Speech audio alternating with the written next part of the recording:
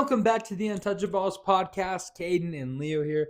Caden, how you doing today? Doing great, Max. We had a great weekend of sports here. We have a great weekend of sports, and Saturday night it starts with UFC 312, Duplessis versus Strickland 2.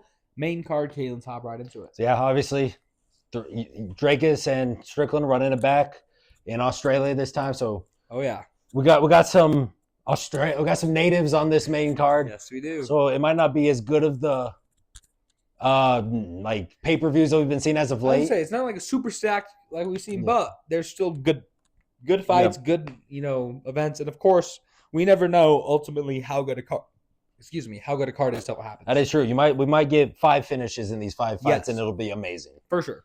Starting off, first fight of the main card, it's Jake Matthews against Francisco Prado, where Matthews is a minus 230 favorite. Yeah, Caden, I think Jake Matthews being a favorite in this fight makes sense. He's ferocious. He can strike. He's physical. He's everything you want to see in a fighter. When you think about a fighter, you think about Jake Matthews, right? That's just kind of tone he sets in the octagon. I look for him to come out, push the pace, not to really grapple too much, right? Stay away from the grappling. I think he gets a dub, maybe by knockout, but I think ultimately ekes out a decision. Yeah, I'm going to agree with you. I think Jake Matthews does end up getting the victory in this one. Like you said, he's a good striker. He's a fighter's fighter. He is a fighter. He's a fighter's fighter. And I think, he's going to find a way, whether it be gets a finish, ekes out a decision, something like that. He'll just find a way to win this fight. I think Francisco Prado, while not a bad fighter, I don't think he's up to the level of Jake Matthews. I think he'll show that on Saturday. Again, and I think, we've kind of talked about it before, UFC is kind of trying to help propel people up in certain statures, but ultimately, dangerous opponent, can't get caught sleeping, need to take care of business. Yep. Next fight, we have Jimmy Crute against Rodolfo Bellato, where Bellato is a minus 162 favorite. Jimmy Crute. Jimmy Crute. I don't know, Caden. This fight kind of interests me. What are your thoughts? I mean, I don't know. I don't know if it's the most. Yeah. It's iffy because I don't think they're either like great fighters by any means. I think if most other cards, this isn't a main card fight. No, it's not. It's really not. Somewhere in the middle of the prelims. But I mean, Jimmy Crute, Rodolfo Bellato. I mean, I think you gotta go. I think I gotta go with Bellato here. I just think I don't have like too much. Too much really on this fight. I just think Bellato is gonna find a way to win this. Probably, I think by decision. I don't really know if we'll see too many fireworks in this one. But I just think Bellato will find a way, come in, get the victory as the slight favorite. I just don't know if Jimmy Crute is able to pull it out, Yeah. Caden. Realistically, I think you got to go with the safe bet, ride with the favorite, and like you said, I think we get another decision here. Now, we start getting to the more better fights. Like this one could be interesting. We could see a little more fireworks. We have Justin Tafa against Tyson Teixeira, where Teixeira is a minus 135 favorite. Yeah, we got big boys in here, Caden. They're going to be swinging. They're going to be bombing. And as of late, I mean, there's been a lot of complaints about the heavyweight division. I know Dana's been upset. We saw the Sergey fight last week. That was pretty much a snooze fest. Correct. People are upset. And I think with that on the table, you get someone like Justin Tofta, whose biggest thing is knockouts, right? He's coming in, he's swinging, he's banging. He wants to put on a show in front of his people. Oh, yeah. I think that's going to entice him to be a little more aggressive, Caden. And I actually like him getting an upset, getting a finish here, just because he's from the home crowd. That's what I was going to say. Like, if this fight's in America or something, I'm probably riding with Teixeira. Yeah. But since we're in Australia, he's going to have all the fan support behind him. Yes, I think it's just going to bring like a little different. He's going to bring a little different energy into this fight.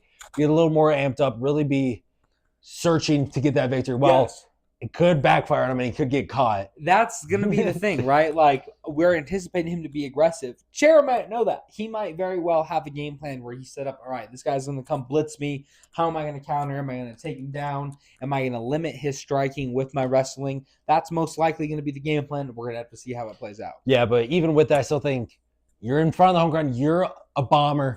Yeah, you're going to want to put on not only for your home crowd, but to show the heavyweight division still got these bombers in it. Yep.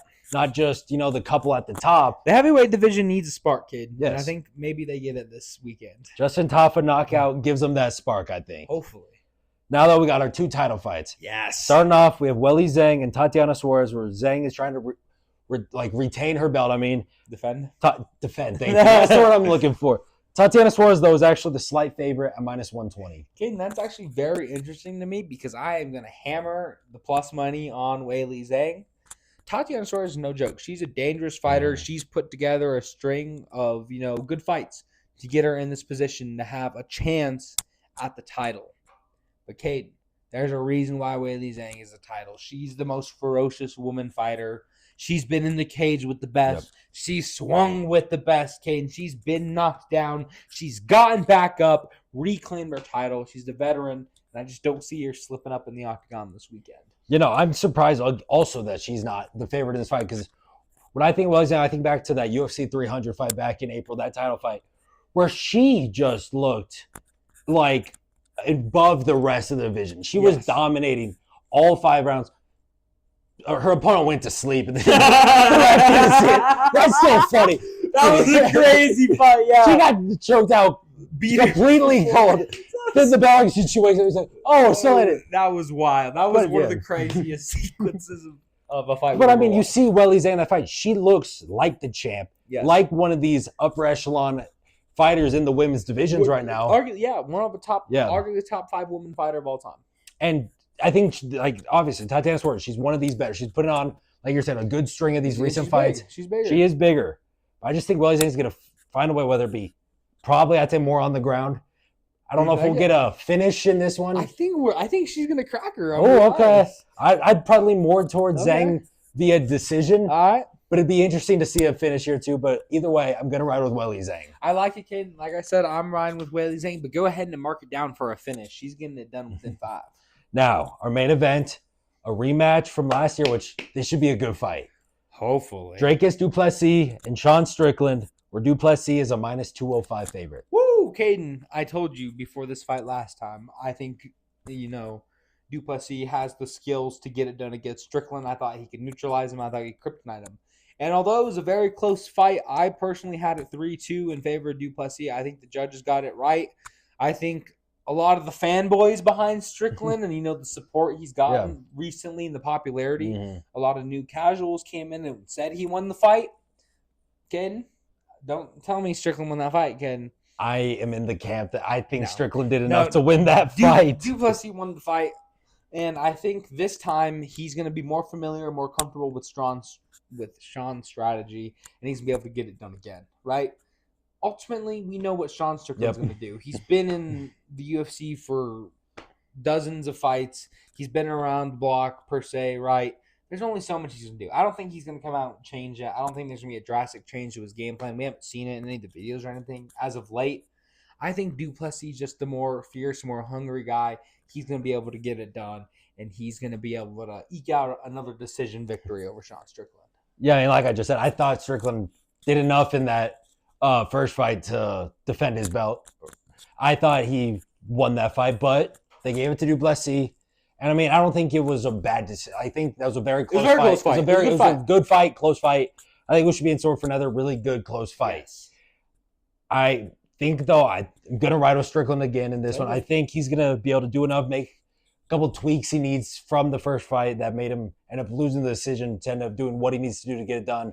I think he's going to be able to pressure more on the feet than du Plessis, who he might try to take it down. I'm hoping du Plessis is going to be more ground heavy. That'll be if du Plessis really wants to win it, I think his strategy is going to have to be to take him down.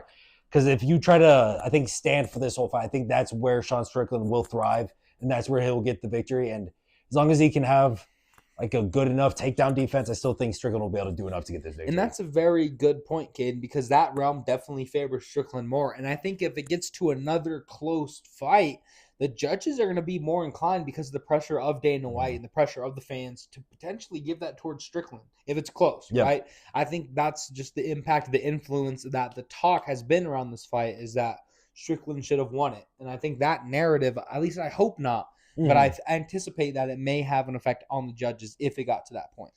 Yeah, obviously we hope that isn't the case. Of course. We'll see what the judges are doing on Saturday, if we're going to have good calls or some fishiness like that Cyril Gane fight from a couple months ago. Yep. Still doesn't make any sense today. There's been weird fight stuff going on. And let's hope the good old Australian, some of the Australian refs are good. Yeah, for sure. Nothing fishy going on. Yes. I just want some good, clean fights. where Sean Strickland takes the belt back in the end. Most definitely. Ultimately, like I said, we're going to have to wait and see what fights turn out to be good. Hopefully, there's some heaters on the early prelims, Caden. But that's all I got for UFC 312. Yeah, make sure you guys like this video. Subscribe if you are new. Check out our Super Bowl preview that also came out today a couple hours earlier. Turn on post notifications so you never miss an upload from us. And share this video with your friends, family, strangers, neighbors, anything like that. And check out our website at theuntouchaballs.wordpress.com. Most definitely. Thank you all for watching, and we'll see you all next time.